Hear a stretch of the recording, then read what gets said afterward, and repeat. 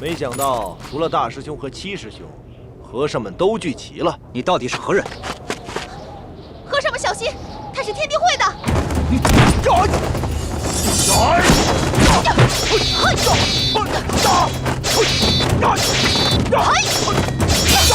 你想干嘛？我在帮你。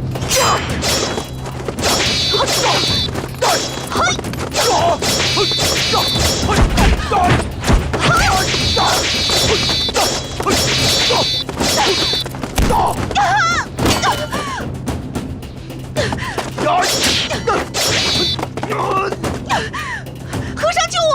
光天化日，当街打女人，他有没有王法了？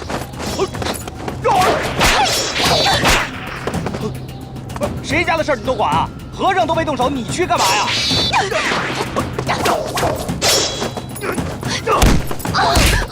敢欺负我五毒的女人，活腻歪了你啊！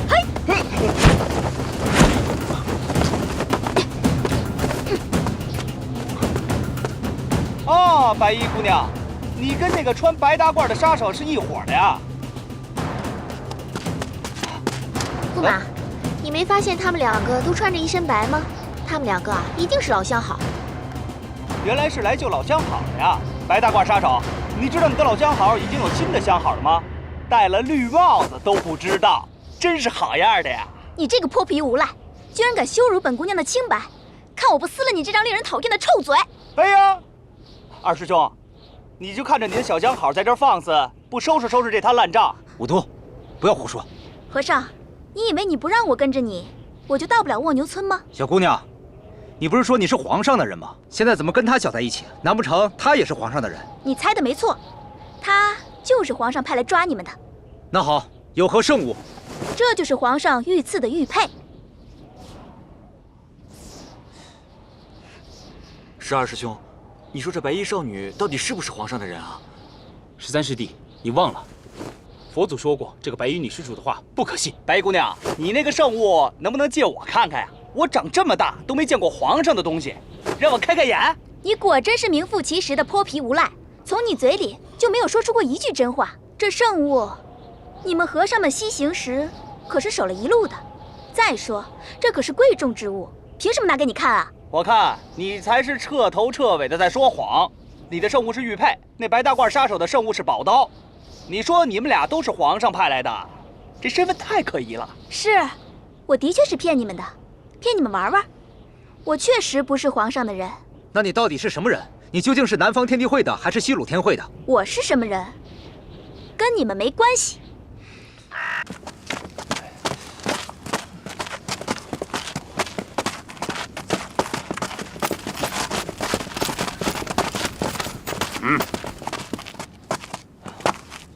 没看到有人吗？还往里闯？就因为有人，老子才要闯。没人直接走就行了，还叫闯吗？还挺嚣张的你。帅气逼死人，英明神武的五毒大爷，你知道吗？知道如何？不知道又如何？知道就把路让开，不知道，今天我就打着你知道。看来我们知道不知道，你都要闯。没错，今儿个老子后边的这帮爷爷就得从这儿过去。那我们就不客气了。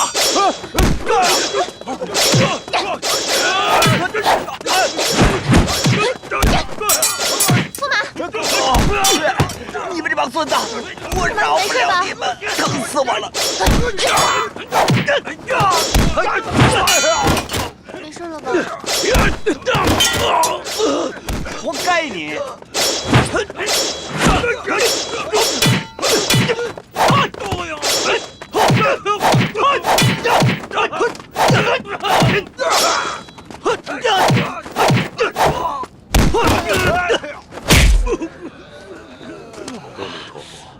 疼死我了！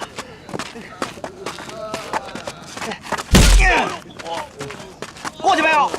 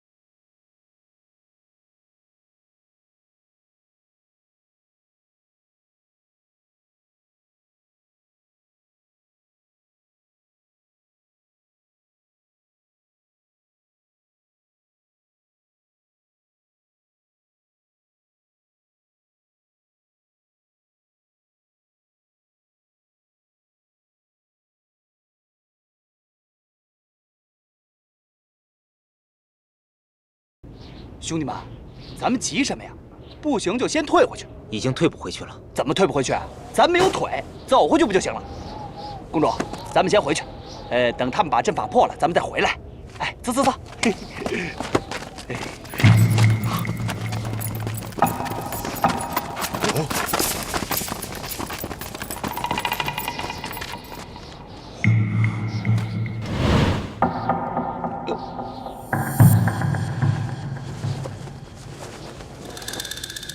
看来你们又有一场大战要打了。公主，我保护你。你们是人天野派来杀我们的？是阎王爷派来杀你们的。看起来，我们只有应战了。师兄弟们，布阵！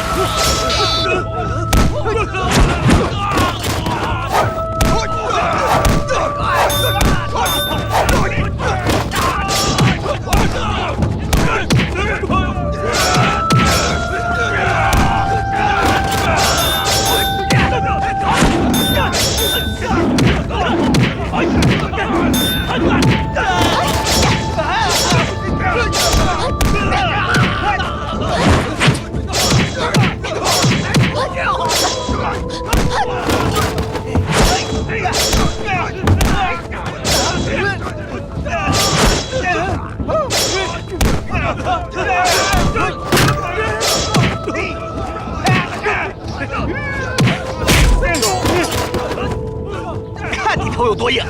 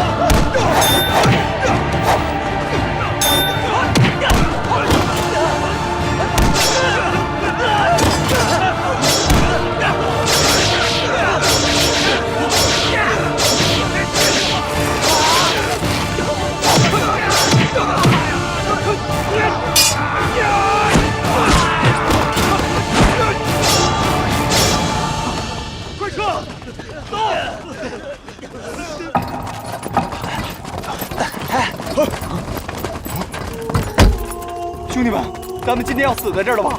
他们是要把我们往炮楼里推的。我们不能进去。我们现在已经无处可逃了，不入虎穴，焉得虎子？我们就往炮楼冲！走！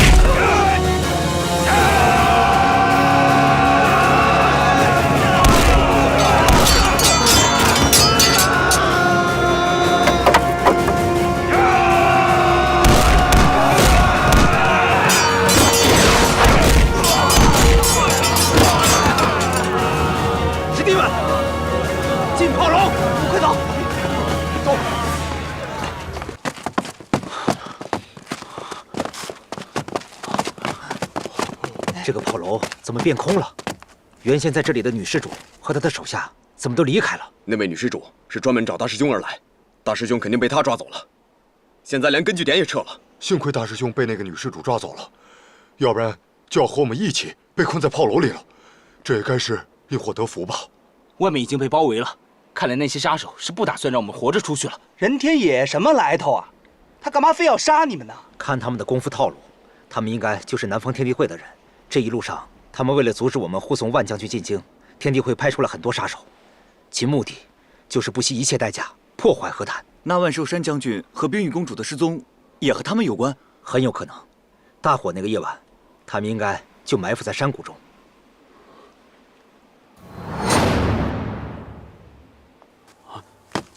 你们看，墙上有字：为朝廷卖命，该死！究竟是谁留下的这些字？刚才明明还没有。二师兄，我们还是赶快离开这儿吧。现在城门外也被包围了，看来这些杀手是不打算让我们活着出去了。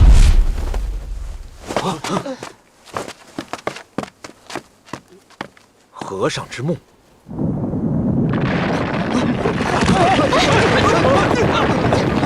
大家小心，有机关！驸马，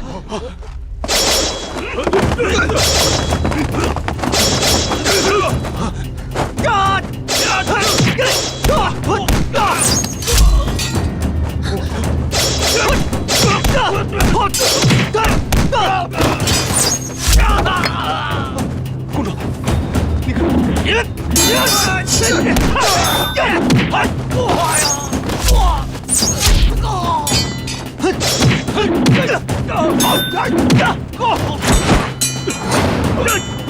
向左走2步，前后3步。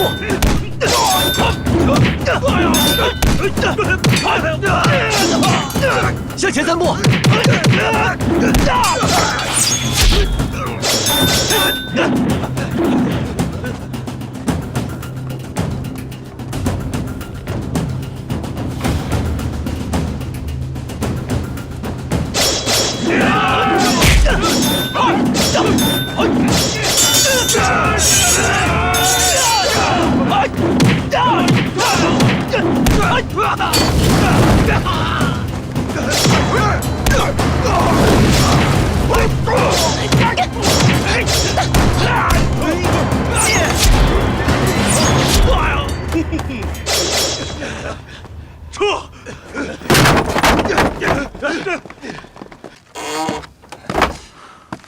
我们竟然杀了这么多人！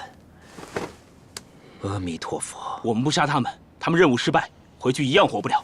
就当我们好心送他们一程，让他们死之前少受一些罪。身为出家人，秦昌怎么如此狠绝？此事不狠绝，难道还要大发慈悲给他们说经布道吗？不等你开口，就已经成了人家刀下的冤魂。师父说过，以恶惩恶，不是佛门之道。这样我们和恶人有什么区别？哎，好了好了，杀都杀了，咱们研究研究下一步该怎么办吧。依我看，不能待下去，应该杀出去。没错，与其做困兽之斗，不如杀出一条血路，至少这样活着离开的希望更大。不行，现在外面到处都是陷阱，出去只有死路一条。他们现在刚进行一轮攻击，离下一次攻击应该还有些时间。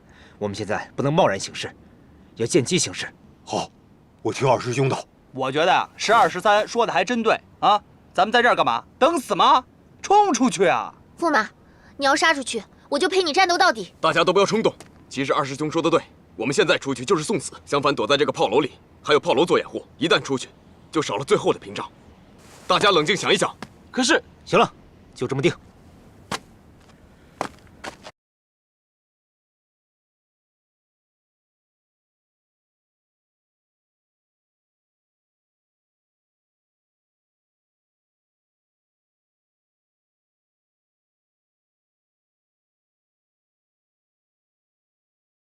自从上次和他见过一次后，我就设计和大师兄关在一起，好联络感情。而手下人因为害怕他发现有人跟踪，误了主子的大计，也没派人跟着。肯定在这期间，他已经跟和尚见过面了，认识。她是我小妹，想必他的另一个身份，大哥的师弟们也都跟你说了吧？不错，他们都已经跟我说了，所以我想等青衣女施主来了，再一起去面见父亲。光想着解决大哥跟父亲之间的事情了，倒是忘了妹妹。好，就听大哥的，咱们一起回家见父亲。阿弥陀佛。孩子，女施主有事吗？孩子，你想不想逃？想。走。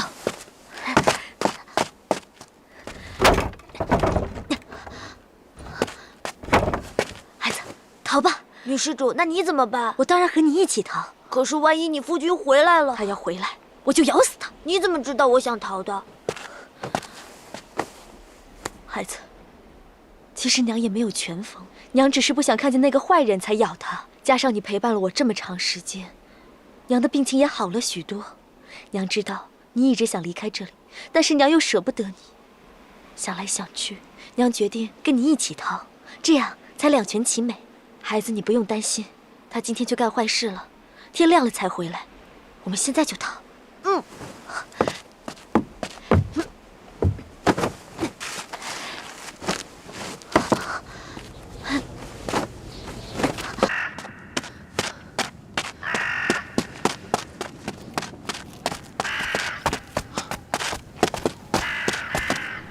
女施主，我刚才在那边也并没有发现青衣女施主的踪迹啊。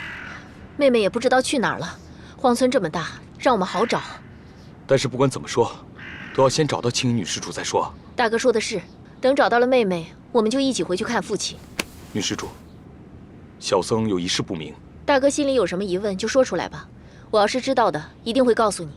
父亲既然把我送入了佛门，信入佛门，可是为何又给我娶了2房妻妾呢？大哥，你说错了。错在哪儿？一共是3房妻妾。3房妻妾？那第3位夫人在哪儿？我也不知道，只是之前听父亲提起过。可是我还是不明白，你明知道我是和尚，可是为何又心甘情愿地嫁入我们家呢？身为一个女子，嫁给谁原本不是自己能够选择得了的。和尚有什么关系？你可以还俗。我的意思是说，作为你的父母也同意这门亲事吗？看你相貌端正，本应可以许一个更合适的人家。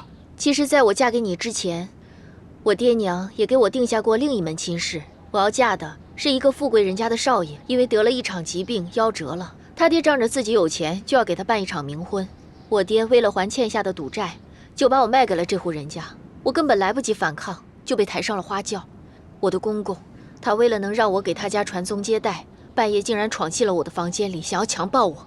我实在忍无可忍，抓起手边的烛台，狠狠地砸烂他的脑袋。他的脑浆溅在我的脸上。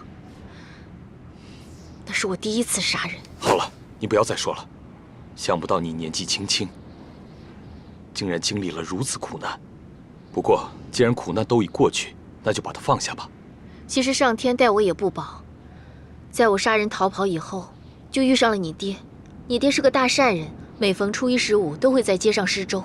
我当时差点饿死在街头，是一碗粥让我活了过来。你爹看我可怜，就收留了我，还让我过门做了你的大房夫人。虽然我没有见过你，也知道你是和尚，但是能成为你的夫人，我觉得自己很幸运。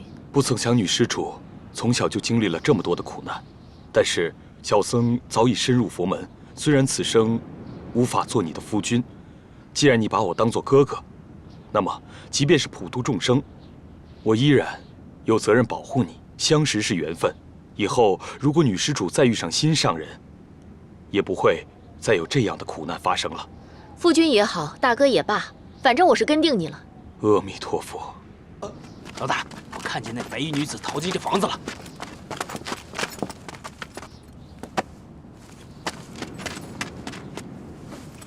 哼！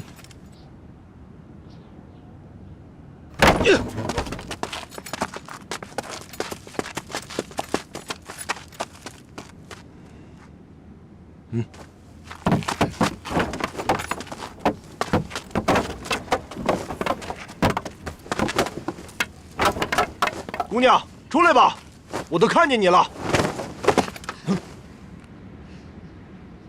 手下谎话连篇，主子吊儿郎当，这就是所谓的上梁不正下梁歪。有什么样的主人，就有什么样的看门狗吗？是不是房梁上的灰太多，姑娘才满嘴胡言呢？本姑娘正好窝了一肚子气，没地方发。你难道不想见见我们家公子，亲口问问他？亲口问问他，早上我还是他的救命恩人，座上宾客，晚上就变成了他的眼中钉、肉中刺，很快又变成了他的阶下囚，甚至是刀下魂吗？你们公子到现在都不敢出现，想必他是想做他蜗牛村的富家公子，而不是现在的杀人凶手。姑娘，我们公子可没说要你的命。我身上有他想要的东西，他自然不会要我的命。那姑娘，请吧。想抓我，哼，就拿你手下的命来换吧。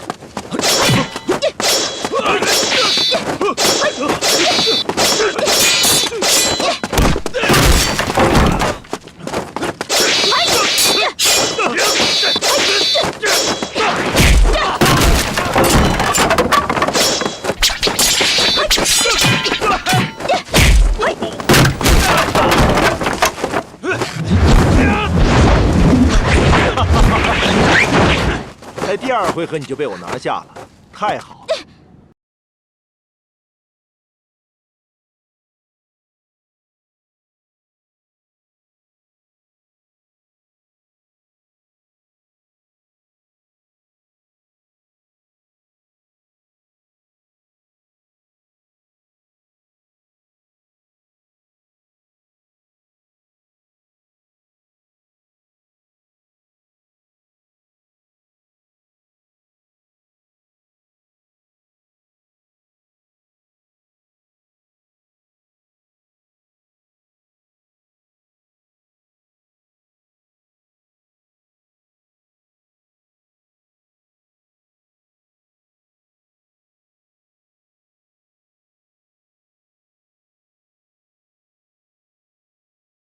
没有试过，满身血道子泡在盐水里吧，那可是钻心的疼啊！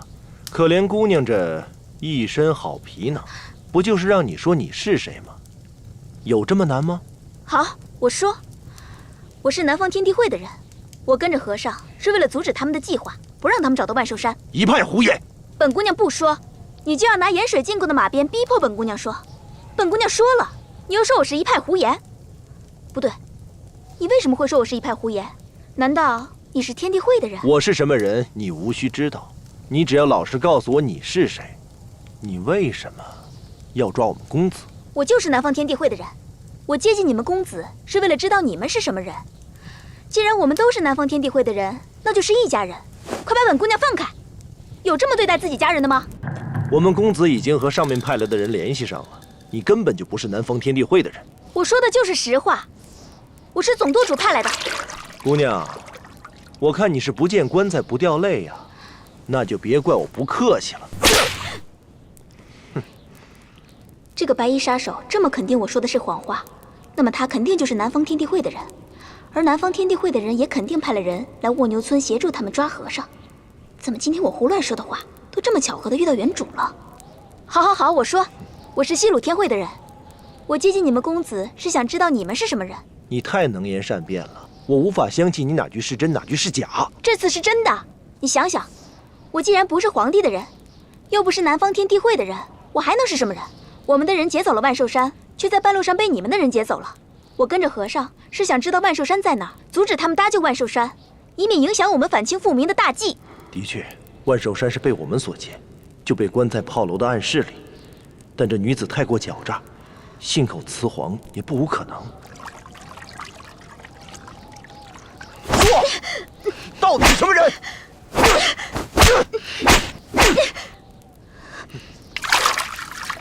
怎么我说实话你还打我？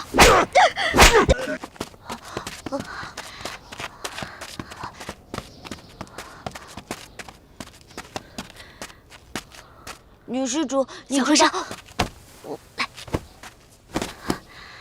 你像一个无头苍蝇一样到处乱撞。你到底要去哪儿呀？是啊，我去哪儿啊？破屋被白衣蒙面人偷袭过，师兄弟们肯定不会在这里待的。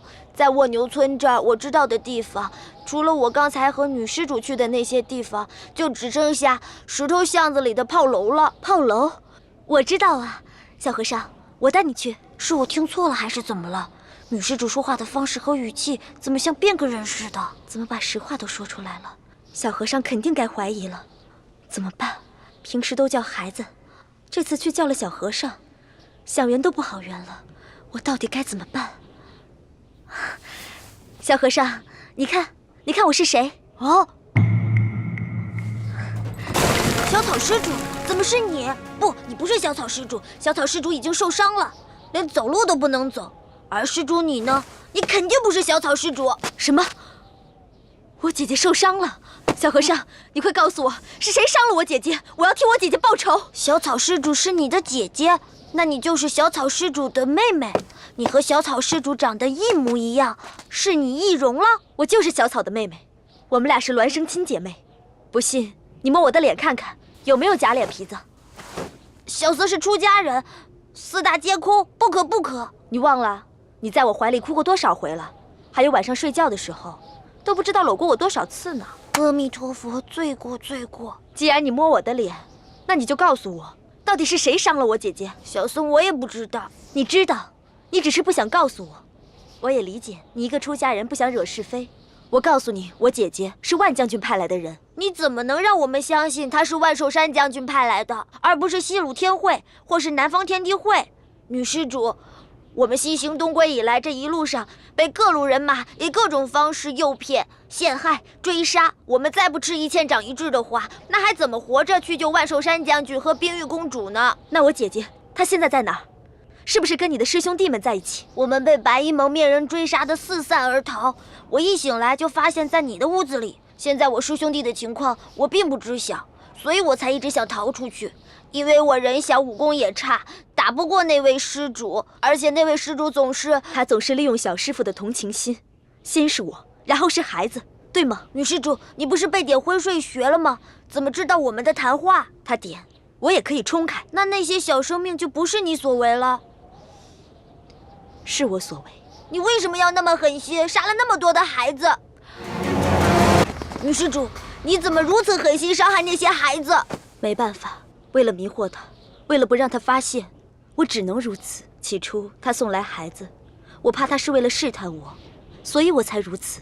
后来我那样对待孩子，是不想让他再送孩子过来。没想到白衣杀手错认为我不喜欢那些孩子，所以他就四处去找，甚至去抢那些和他孩子长得像的孩子。他抓我也是因为我和他的孩子长得一样吗？一切都只是我的猜测，毕竟我也没见过白衣杀手死去的孩子，所以小和尚你和他的孩子长得像不像，我也不知道。我见他妻子的时候，他妻子已经疯了，他的妻子和我的长相有些相似，所以我就伪装成他的妻子。我没有易容，只好装疯卖傻来保护自己。既然疯了傻了，就要做一些不正常人的事情，所以我推小孩子的力气如果小了，他一定会怀疑我。但是小和尚，我的力度是有控制的，绝对不会让那些孩子们致命。都是那个白衣杀手，是他把自己的怨气和怒气都发泄在了那些无辜的小孩子身上，把他们活埋在后院。女施主，你不怕被白衣杀手发现吗？怕。其实他妻子的疯病并没有我伪装的那么严重，可能是我对小孩子的行为让他以为是这些孩子刺激了我。毕竟他是在他妻子的面前亲手杀死了他的孩子，才把他的妻子逼疯了。所以每当他靠近我，我就又打又抓又咬，久而久之，他便再也不敢靠近我了。那女施主就不怕他点你的穴吗？我当然怕，可能是他对妻子的内疚太深，不敢再看他妻子的脸，所以我才幸存到现在。女施主，你为什么要假装成他的妻子呢？我的姐姐小草是为万寿山将军效命，我自然也是为万寿山将军办事的。那么他真正的妻子呢？不会也是被你杀的吧？此事不是我所为，他的妻子是上吊自杀的。你是看着他自杀的吗？对，但是我当时正在执行命令，救他就会耽误了万寿山将军的计划。万寿山将军真的如小草施主所说，困在炮楼里了吗？小和尚，你怎么还是不相信我？万寿山将军为什么要派女施主来盯着那个白衣杀手呢？你想想看，哪个杀手敢在首领的眼皮子底下窝藏犯人？女施主的意思是，那个白衣杀手除了是白衣蒙面人的首领外，还另有身份。白衣杀手以前是万寿山将军的手下，因为跟万寿山将军有些过节，就投靠了南方天地会。他跟万寿山将军接触比较多，更多的我就不知道了。但是他一定不是一般人，他杀了那么多的小孩子，他的心一定比恶魔还要狠。我知道你是少林寺的，所以我没有像对待别的孩子那样对待你。白衣杀手刚开始把你送给我的时候，也是抱着一个试试的态度，没想到我对你跟别的孩子不一样，所以他才没有杀你。难道是他下令要追杀我们的吗？要杀你们的是任天野，是南方天地会的2号人物。2号人物？万寿山将军真的在这里吗？在这里，但不知道具体在哪儿。任天野要杀他，只有你们才能救他。走，小和尚，我带你去炮楼。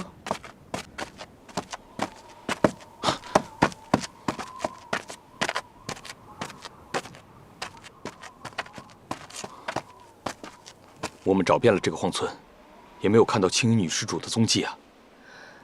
也许他已经离开了，不然我们先回去吧。我担心父亲的身体撑不住。不行，我担心他有危险。你为什么这么担心她？你是不是觉得她比我漂亮，你更喜欢她？我可提醒你，我才是你的大房夫人。女施主不要胡言乱语。这个荒村经常有杀手出没，我只是担心她的安全，害怕她出现危险。你现在不肯承认，终有一天，你会为我动心的。怎么了？13师弟，佛祖说今晚会给你托梦的。真的啊？你是不信我，还是不信佛祖啊？不管是你还是佛祖，我自然都是信的。好像有人来了。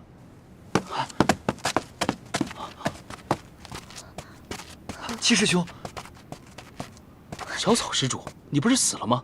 怎么又活过来了？是二师兄，小草施主已经被二师兄和八师兄火焚了，是不可能活下来的。这个小草施主一定是敌人伪装的。对，你是何人？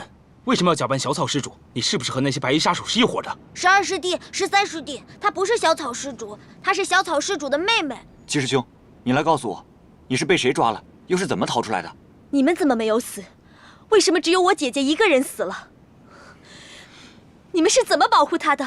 八师兄他背着小草突围的时候，遭到了白衣蒙面人的暗算。又是他，白衣杀手，总有一天我要杀了你，给我姐姐报仇。感觉好像有人跟踪我们，其实我刚才就有所察觉，只是我疏忽大意，没有在意。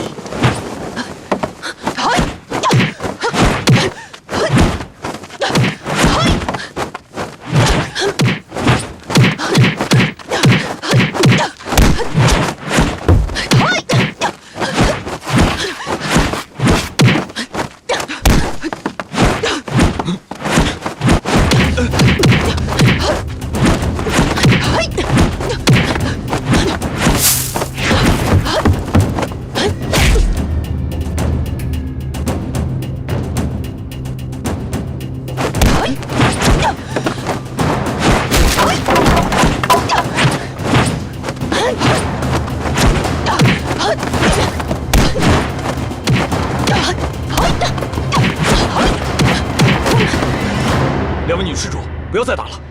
如果你们要再打的话，我就自己走了。大哥，我们不打了。都怪你！要是你把夫君气走，看你怎么向爹交代。明明是你不分青红皂白上来就打。如果不是你偷偷把夫君带走，我会这么生气吗？你也不想想看，我为什么把夫君带走？有人要追杀夫君，我是为了保护他的安全。再说了，如果我想霸占夫君，早就带他离开村子，让你找不到我们。可我们非但没有离开，反倒刚刚一直在找你。难道是我错怪你了？我们是姐妹，夫君还没有进家门，我们就开始争风吃醋，如何让夫君安心？我绝对不会做你们的夫君的。你现在不愿意，兴许过段时间你就想通了。我们愿意等你回心转意，只要夫君愿意回家，我和姐姐一定和平相处。姐姐，先前是我对不起你，我向你道歉。我们姐妹二人还说什么道歉不道歉的话？大哥，误会已经解释清楚，我们不会再打了，你也不要生我们的气了。但愿两位女施主说到做到。既然我们已经找到夫君，就赶快离开吧，这实在不安全。敌在暗，我们在明，我们一定要小心保护好夫君。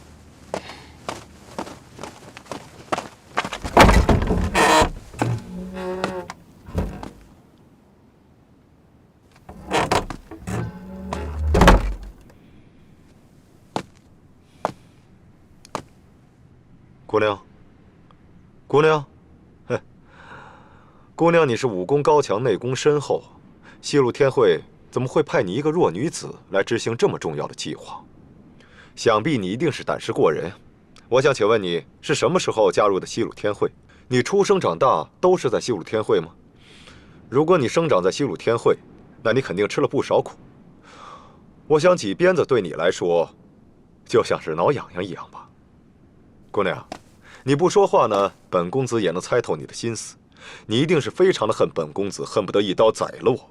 但是我希望你理解我，你武功很高，来历不明，又不肯说出自己的真实身份，一句话不合，动不动就和我动刀子。你想，如果你是本公子，你会怎么样？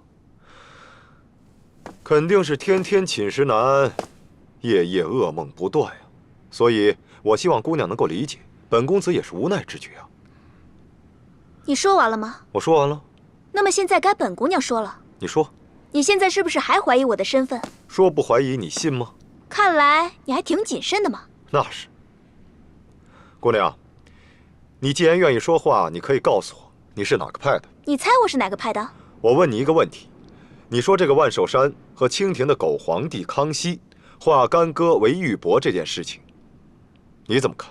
我家与狗朝廷是世敌，所以我对万寿山进京向狗皇帝摇尾乞怜是反对的。那既然这么说，你一定是……我是什么？你是什么派的？告诉我。我是西鲁天会白虎派的。白虎派和我们天地会之前就是联盟，我们都举着反清复明的大旗。我和你们白虎派的头非常熟，前几天我还看到他呢。不过据我知道，我没有听说过白虎派一个白衣少女来卧牛村呀。如果你不信的话，那就派人去问吧。我现在已经飞鸽传书，很快就会知道结果。你说的是真是假？你们把万寿山藏在哪儿了？万寿山藏在哪儿了？你觉得我会告诉你吗？我这么跟你说吧，不管你的身份对或不对，我都不会告诉你的。万寿山藏在哪儿了？你休想知道。你知道我们为什么要劫走万寿山吗？还不是怕西鲁天会会顾念旧情，一时心软放了万寿山吗？这点无论你怎么看都可以。小草施主，你没死啊？你还活着？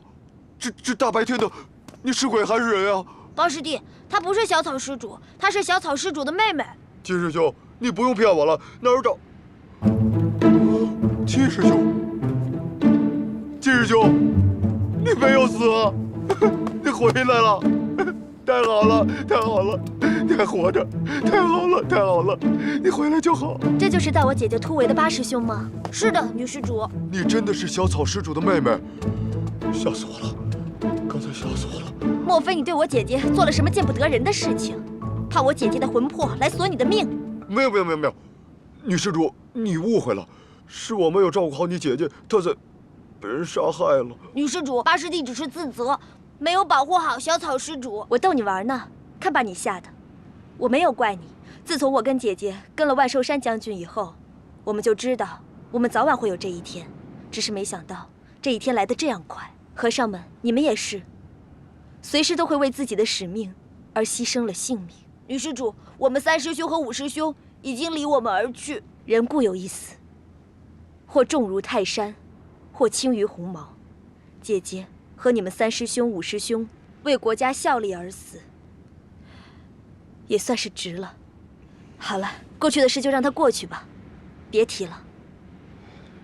七师弟，这么久了，你去哪儿了？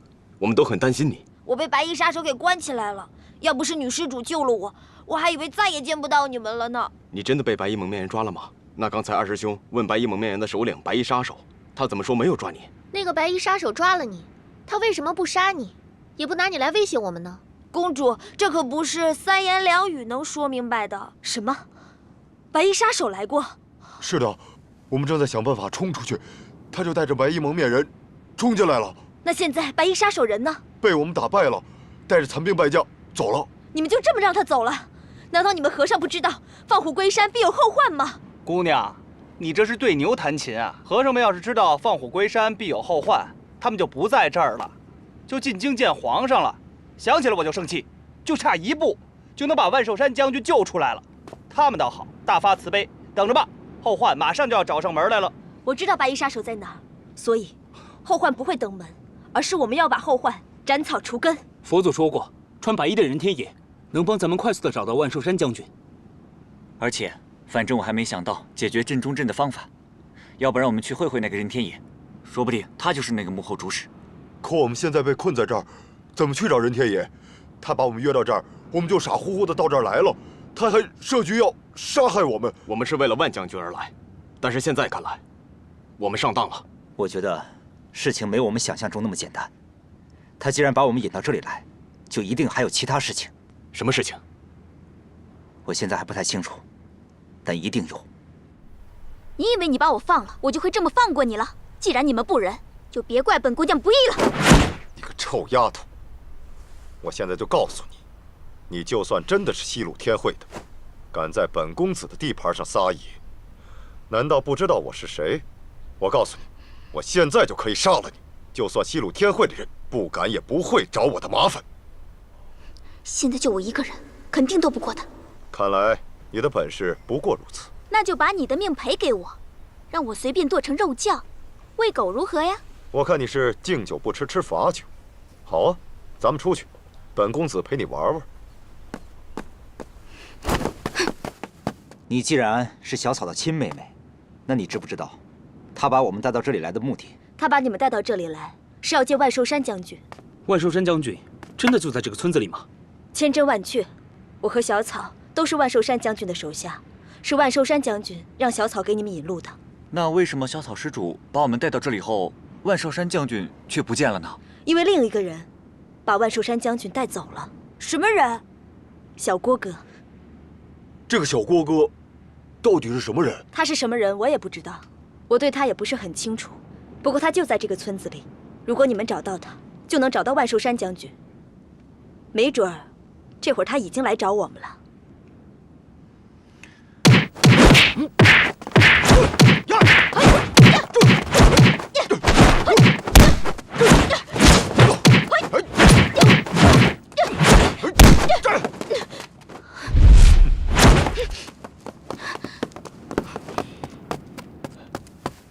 禀主子，我们已经把和尚们逼进炮楼了。很好，等天一黑，你们就用炸药送和尚们上西天。是。你想的太简单了，你连我都打不过，你根本就打不过那些和尚们。等西鲁天会白虎派飞鸽传信到的时候，我看你怎么抵赖。哦，是吗？那本姑娘现在就告诉你，如果明天早上那只信鸽飞回来的话，你可以直接把那只鸽子煮了，因为你也没必要看上面的回信。我现在就可以让你明白。明白什么？明白我的真实身份。哼，真有趣。我说我是西鲁天会白虎派的人，你就相信我是西鲁天会白虎派的人。你别忘了，我还和和尚们说过我是皇帝派来的人呢。你既然清楚我是西鲁天会白虎派的人，还要不遗余力地对我用酷刑，我当然将计就计，赢得你们一半的信任。要不凭我一人之力，怎能赢得一时的周全呢？看来你很享受把我们玩弄于股掌之中的感觉。你以为你的属下抓得了我，是因为你们武功高强吗？那只不过是你们的诡计胜了我罢了。你们像一群苍蝇一样围着我转来转去，要不是本姑娘烦了累了，你以为就凭他们的武功能抓得了我？你可别忘了，我的武功可是和外面那些少林寺的和尚们不分上下的。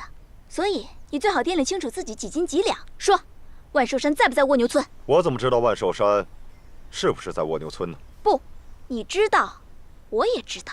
哼，你很有自信。为什么呢？万寿山会在蜗牛村，就因为我是天地会的人，我就应该知道万寿山在哪儿，就应该知道万寿山在蜗牛村。你们西鲁天会门派复杂，有青龙、白虎、朱雀3大门派，你别忘了，我们天地会的门派更复杂。万寿山属于最高机密，万寿山是不是在蜗牛村？万寿山到底在哪儿？只有总舵主一个人知道，我，根本无从知道。我说你知道，跟你是不是南方天地会的派系无关，跟你是不是分舵主更无关。都无关，那和什么有关呢？和12师兄说的话有关。他说，只要找到你，就能迅速找到万寿山。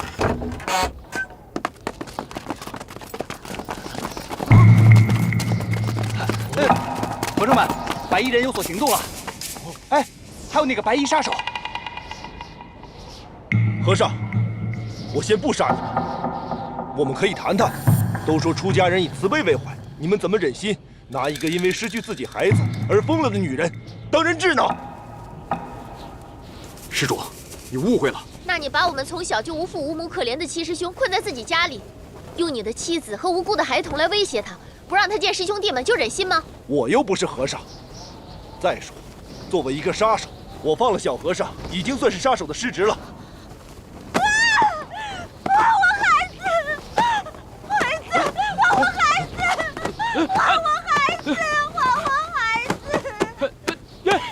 女施主，女施主，什么孩子？我没见过你的孩子。12师兄，你要凶一点。女施主现在给白衣杀手做戏呢。你12师兄只会佛说，他哪会演戏呀？还是我来吧。哎，我来了。美女，得罪了啊！哼，别动！臭小子，你再不走，我就把你媳妇儿掐死！不要杀我的孩子！不要杀我的孩子！娘，孩子娘，我在这儿。你别怕，别怕。我都施主，你怎么这样做？难道你希望他杀过来啊？我这是想办法逼退他。不好意思了，马上放了我妻子，要不咱们之间就没有结束。给我杀！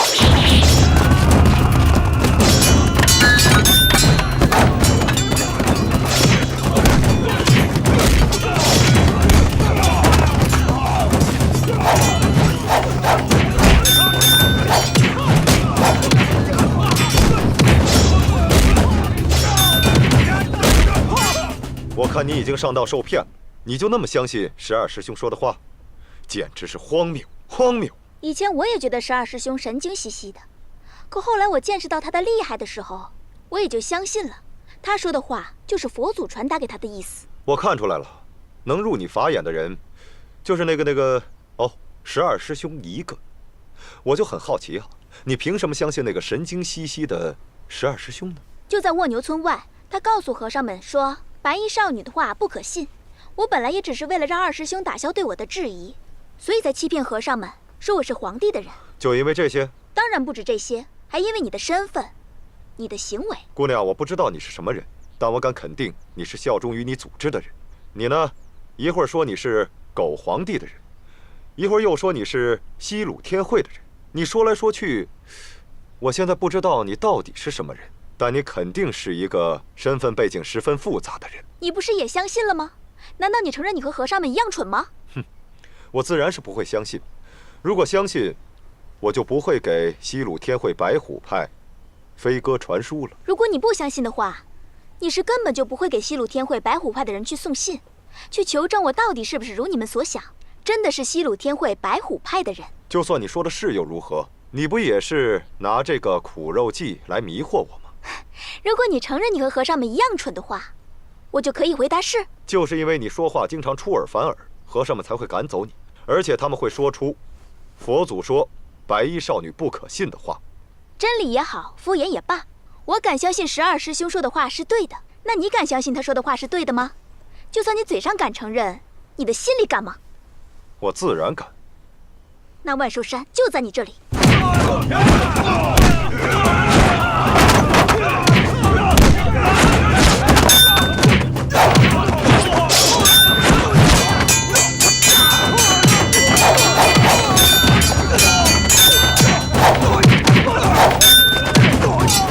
我告诉你，我可不是和尚，我完全可以大开杀戒。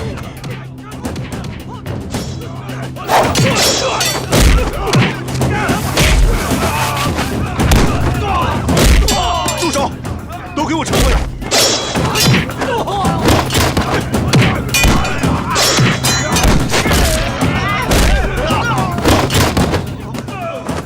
和尚，你们也听见了，我已经下了命令，他们是执意违抗。难道你现在还没明白吗？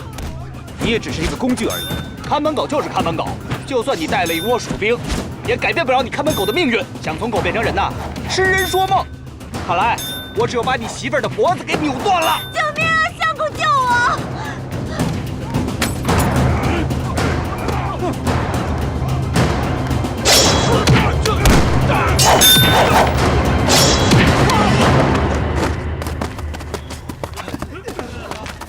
和尚，我准备放下屠刀，回头是岸，请各位师兄弟放了我娘子。我可以告诉你们个秘密。什么秘密？白衣妖女，她就是西鲁天会白虎派的人，她接近你们只是为了杀死万寿山。你们看我的腿，就是那个白衣妖女所做的。这么狠毒的女人，她说的话可信吗？再说12师兄说过，不对，是佛说过，白衣妖女的话并不可信。佛祖是说过白衣少女的话不可信，不过现在我不用问佛祖，可以自己判断。他说他是南方天地会的人，是可信的。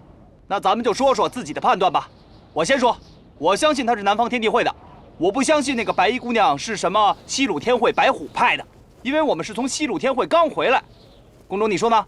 驸马，你说什么我信什么。哼，我还是维持我原来的判断，我相信他是西鲁天会白虎派的人，我也相信这位施主是南方天地会的人。我和六师兄的判断是一样的。这次我相信五毒施主和公主。嘿，算你有眼光。为什么你们都不相信我是西鲁天会的人？就因为我听公子之命多次追杀你们，你们就不相信我吗？不是，那是因为什么？没想到你一个小小的丫头，还是一个武林高手，天天和和尚们在一起。那你告诉我，你找万寿山干什么？你知道我是什么人吗？你是西鲁天会白虎派的人。我说过，我不是西鲁天会白虎派的人。不，飞鸽传书已经到了，说你就是西鲁天会白虎派的。西鲁天会白虎派，竟然会说我是他们的人，这到底是怎么回事？算了，想那么多干嘛？既然西鲁天会白虎派的人都说我是，那我就是。只要能顺利进入炮楼，见到万寿山，他说我是谁，我就是谁。对，你说的没错，我是西鲁天会白虎派的人。那你之前为什么不告诉我你的真实身份呢？本姑娘自然有我的用意，这你就不需要知道了。我不知道我猜的对不对，你是不是为了接近和尚？对，因为我从你这里得不到万寿山的消息，所以我只能看看和尚们知不知道万寿山的消息了。和我想的分毫不差。看来公子你还不算太愚蠢嘛。我自然是不愚蠢，我还知道你来卧牛村的真正目的。我早就和你说过，我来卧牛村是为了找到万寿山，然后杀了他。你找到万寿山是真的，但不是为了杀他，而是为了救他。救万寿山？何以见得我会救万寿山，而不是杀了他呢？因为你是西鲁天会的。我是西鲁天会的部甲，可我是白虎派，而不是青龙派。你是西鲁天会白虎派，所以你们西鲁天会白虎派虽然并不赞成这个万寿山和清廷讲和，向康熙狗皇帝投降，但毕竟这是你们内部的事。你们西鲁天会分青龙、白虎、朱雀这3个门派，我可知道你们内部的规矩。你们毕竟都属于西鲁天会，你们想找到他，然后清理门户，对不对？看来，就算我是西鲁天会白虎派的人，你还是不相信我会杀了万寿山。哼，不是不相信你会杀了万寿山，是不相信你会马上杀了万寿山。那你就带我去见万寿山，看我是不是会立马手刃他的项上人头。姑娘，你要我带你去见万寿山，这是说梦话。我不会带你去见万寿山，你想取了他的首级，更不可能。为何？因为我没有接到指令要取万寿山的首级。好，既然万寿山不死，那你就去死吧！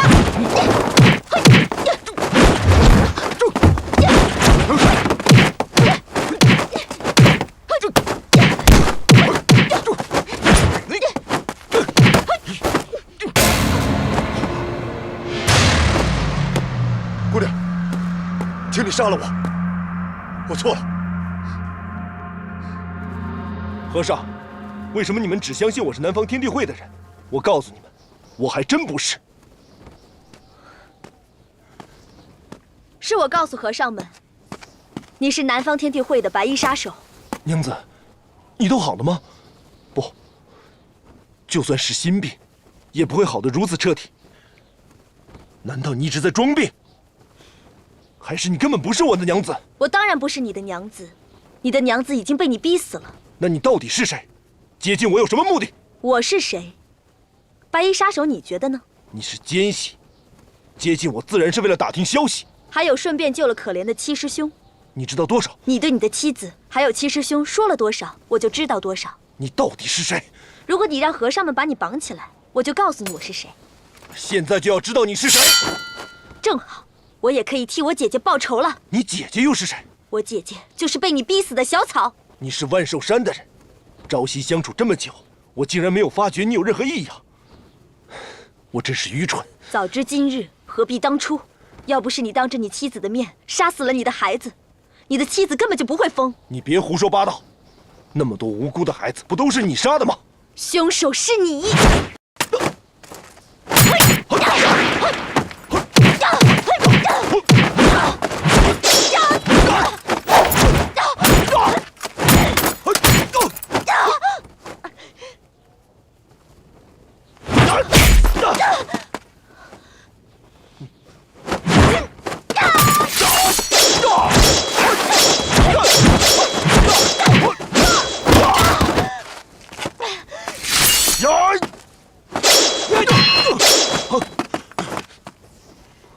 和尚们，你们给我等着！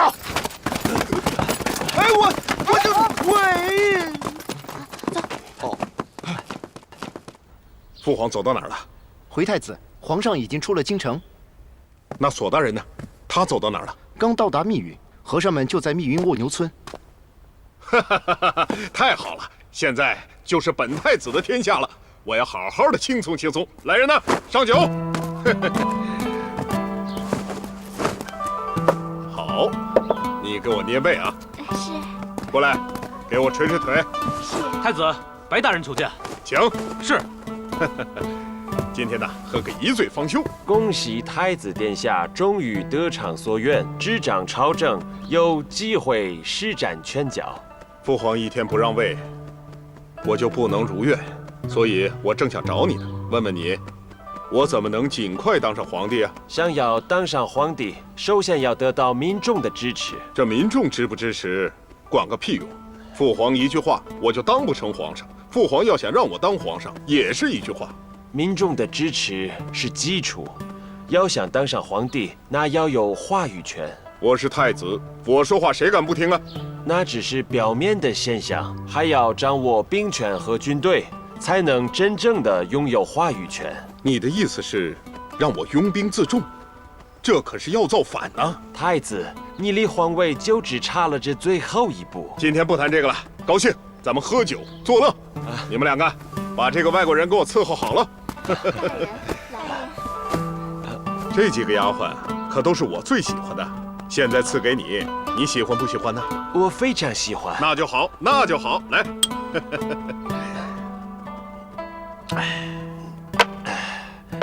我这还有一个提议，希望太子当上皇帝以后，可以重视西方的潮流，重视工业发展，从西方引进新的技术。哎呀，你别说了，你说的这些我都听不懂。等我当了皇帝以后啊，我封你为工部尚书，到时候你想怎么弄就怎么弄啊！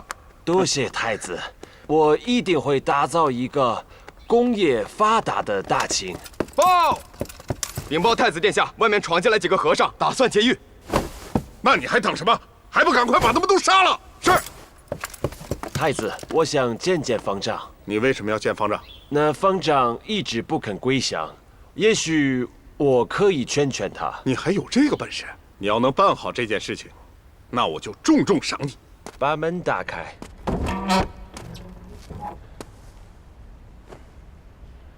想不到事情发展成现在这个样子，方丈你还能如此淡定？你以为闭着眼就能看不到发生的一切吗？现在是什么样子？被囚禁在监狱里，西行和尚生死难料，你们连皇上的面都见不到，已经没有任何希望了。既然这样，事情还能变得更加糟糕吗？还能改变什么？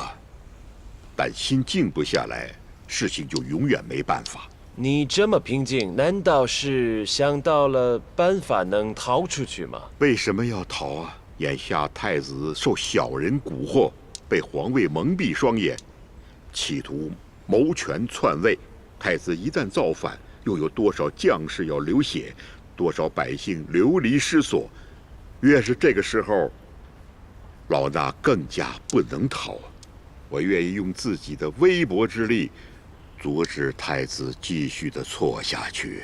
你阻止不了太子，他对皇位势在必得。你要当道，你就是害了你自己。你现在只有3条路：要么投降，要么逃跑，要么只有死路一条。你拒绝了前2条路，你想用死来感化太子吗？未来充满未知，你眼前的死路不一定是死路，你眼前的绝望也许暗藏着希望。不试试看，怎么知道不可能？老衲相信，佛能唤醒人的善心，只要坚持，太子终有一天会醒悟过来。你永远叫不醒假装沉睡的人，你也永远唤不醒一个作恶之人的善良，因为恶人已经在作恶时把心中的善良杀死了。你消耗自己的生命，在做一件注定失败的事。老衲知道此事有多难，但唯有尽力一试，就算失败，才不会后悔未曾努力。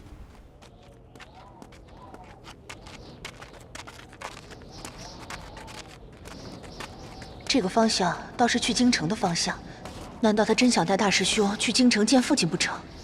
太子的目的是消灭少林寺的和尚，现在他让大姐把大师兄带到京城，难道是想用大师兄来威胁其他和尚不成？敢在皇帝眼皮子底下做如此危险之事，太子莫非羽翼已满，想要逼宫？如果真是这样，那父亲和家里人岂不危险？都离开蜗牛村这么久，我的人怎么还没跟上来？难道已经遭遇不测了吗？如果真是这样，那除了我们，蜗牛村肯定还存在其他的组织想置和尚于死地。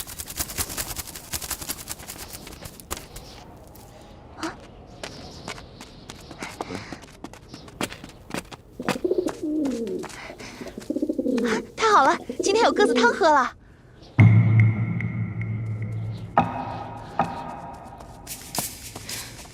把鸽子给姐姐，姐姐拿去洗洗。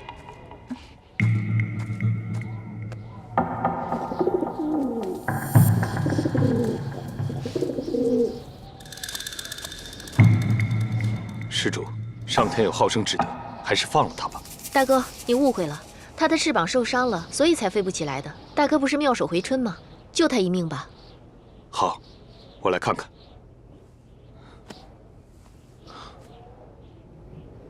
此鸽子只是左翅膀受了伤，是被他的天敌所伤，不过还好无大碍，只要敷一些草药就好了。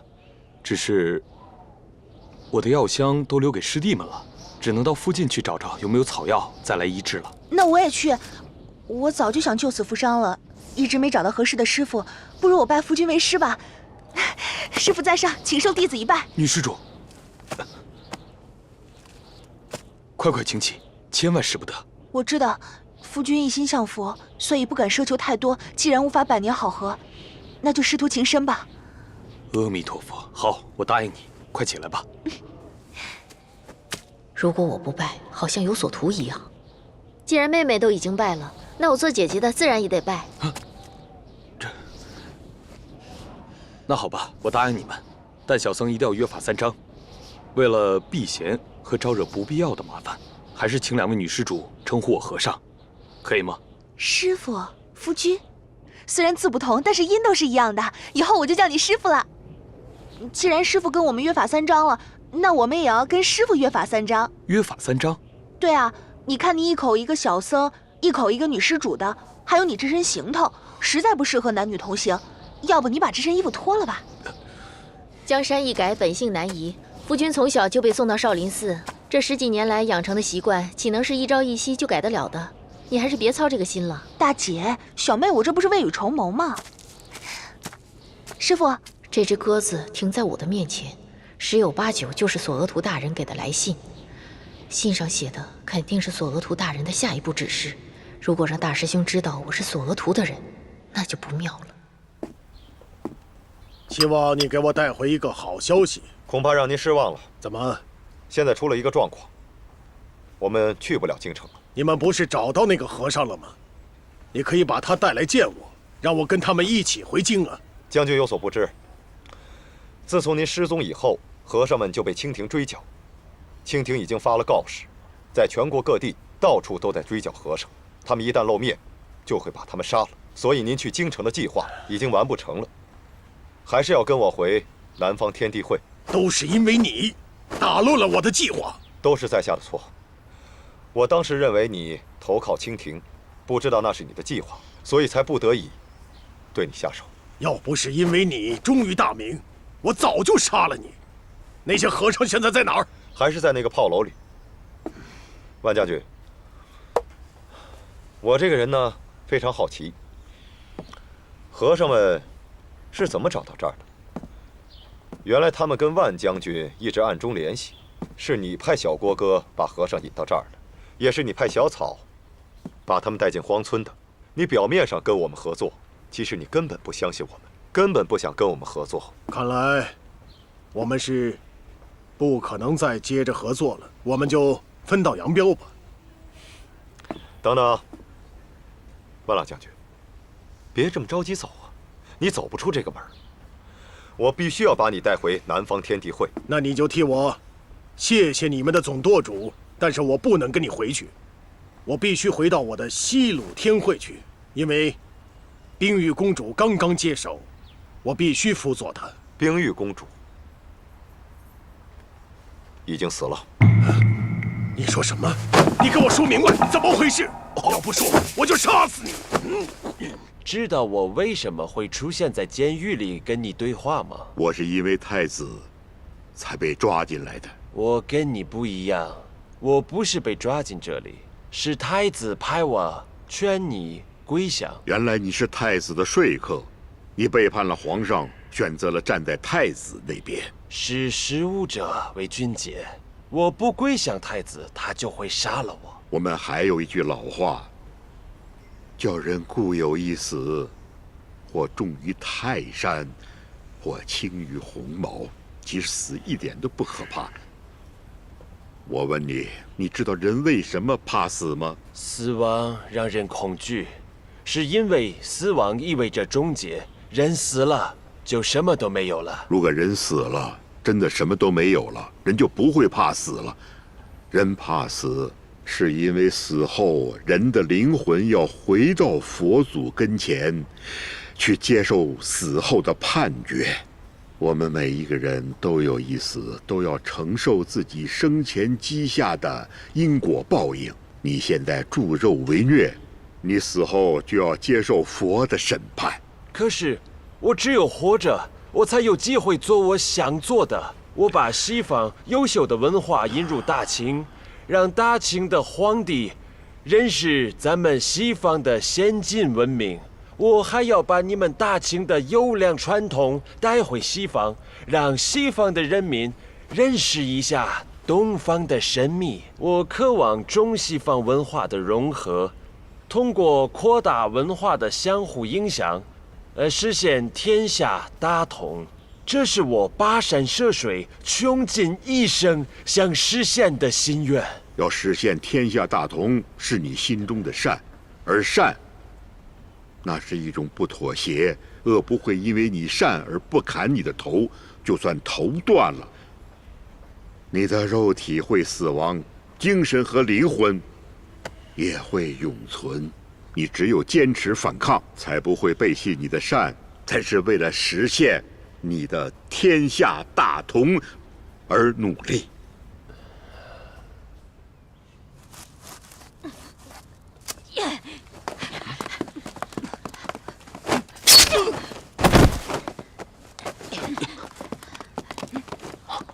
你们不是已经答应过我不杀人的吗？那是之前，我们现在已经改变主意了。和尚，你要是再妨碍我们连你一块杀！你们不能因为要报复他人的恶，就丧失自己的善良，那样你们会比他们更加可悲。现在都什么时候了，还跟我们讲大道理？就算我们听进去了，你以为那些官兵会放过我们吗？别跟他废话，我们去找方丈。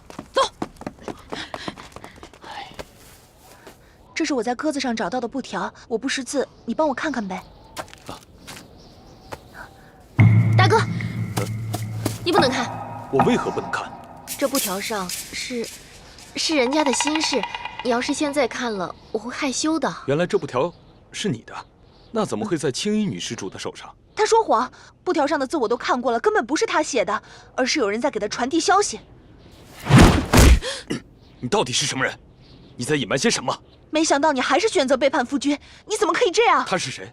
他说了什么？他身为你的大房太太，却不守妇道，跟别的男人私通。不仅如此，他还联合那个男人要杀害你的性命。既然你们都已经知道，我没什么可解释的。其实你没必要杀我，我原本就没打算当你们的相公。你要是另外有喜欢的人，我可以给你们写一封休书，让你们有情人终成眷属。可是杀掉你，是他答应跟我在一起的条件。他是什么人？是当今太子殿下。啊，太子殿下。可是你怎么会和太子殿下相识呢？我是你爹给你娶进门的大房夫人，可是自从进了门，一次都没有见过你。每个晚上面对空荡荡的房间，我只能想象你的样子，自己听自己说话。有一次去庙里祈福，遇到了暴雨，就在庙里躲雨，正好遇到出宫狩猎的太子，太子看上了我，我没守住，便从了太子。这一次是太子派我来杀你的。布条上是索额图大人给我的信息，清朝的大军应该马上就要到了。像你这样道德败坏的女人就不应该留着，可耻！女施主，不能杀她。都这样了，你还护她？你没听他刚才说什么？他是太子派来的人，他要杀你。那也是我跟太子之间的恩怨，与他无关。哼，你走吧。你为什么要放我走？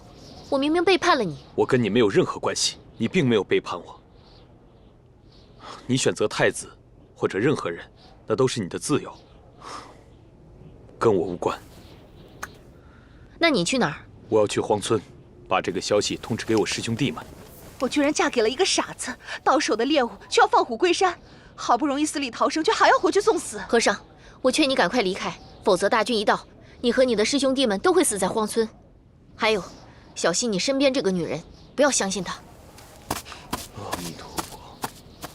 给我说，说清楚了，是不是你们杀死了他？对于冰雨公主的死，我非常惋惜。你可以激动，但请万老将军，你不要怀疑我对大明王朝的一片忠心。我生生世世都是大明的将士，我愿意为冰雨公主去死。但是万将军，你听我说，我不是怕死，可我现在不想死，不能死，也不能死在你的手里。如果这样，我为我自己的生命感到不值。我这一生都在为反清复明做斗争，这样死了，我就是白白死了。像我这样的人，应该战死沙场，临死之前也能多杀几个清兵。希望万将军以大局为重，来龙去脉都给我说清楚了，不然我饶不了你。说，事情是这样的，我们抓到公主以后，把她带回去，因为我们尊重她是公主，想给她充分的自由，所以没有派人手来看护她、保护她。没有想到一天夜里，她把我手下的侍从杀了跑了。一收到消息，我们就带人去追。就在我们快要追到的时候，突然从路中间杀出一些来历不明的人，他们武功高强，我们寡不敌众，被他们打败了。他们带着公主跑了，但是我们没有放弃，我们一直在追，一直追到了悬崖边上，发现了一滩血迹，还有公主身上碎衣服的残片。我们往下看，那个悬崖深不见底，所以连公主的尸首都没有找回来。万将军，请你节哀。公主已经不在了，但我们这些活着的人更要战斗下去。既然公主已经不在了，我也没有必要留在这里了。万将军，虽然冰雨公主不在了，但是有一个人可以替代她。什么人？带上来。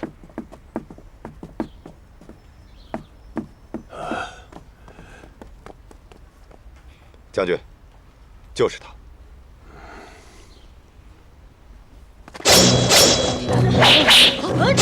别动！别动！别动！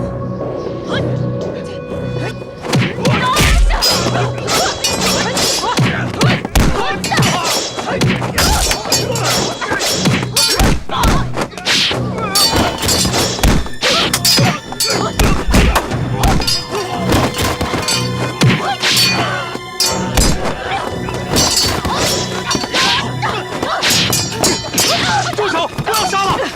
他们要送上门找死，换得我们！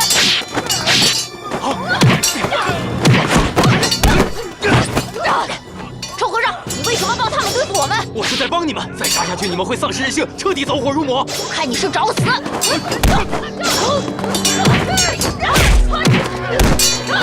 走，先去救师傅。人从出生开始，就在不断的奔向死亡，生死早有定数。如何在死之前实现心中的理想，才是我们活着的意义。如果为了苟活于世，就背叛自己的良知，那活着本身就已经失去了意义，跟死了没有区别。你一定不会愿意跟行尸走肉一样。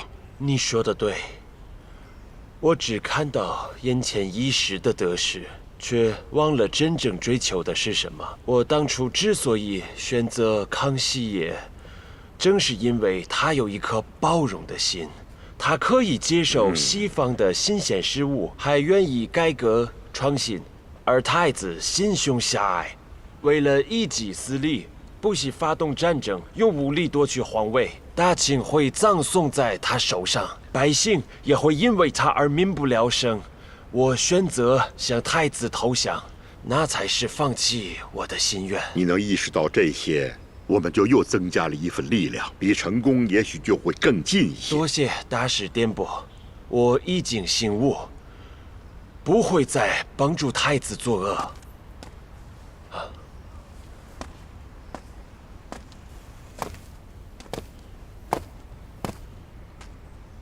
阿弥陀佛。这位姑娘眉眼之间跟冰玉公主有些相似，但是她如何能代替得了冰玉公主啊？万将军如果知道她的身世，就会知道我所言非虚了。她就是冰玉公主的妹妹。啊！我是冰玉公主的妹妹，这怎么可能呢？千真万确。那我为什么会出生在南方天地会，而不是西鲁天会呢？对呀，不知道你是否记得，当年朱三太子通过武威将军派一个女使者到天地会，你记得吗？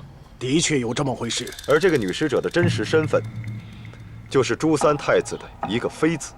那个女使者到我们天地会以后，就生下了这个女孩。那个女孩就是现在的白衣少女。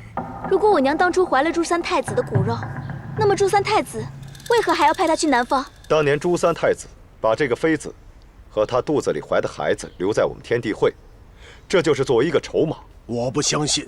如果朱三太子真的是我爹，那他把我和我娘当成什么了？交易的筹码吗？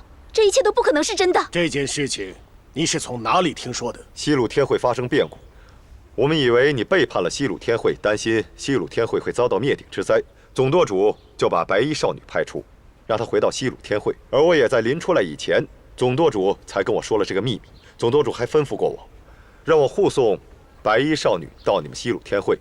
她现在就是西鲁天会的堂主。空口无凭，有什么证据吗？有证据。她的身上有一个纹身，可以验明正身。为了大明王朝，你必须要配合。姑娘，难道你不想知道真相吗？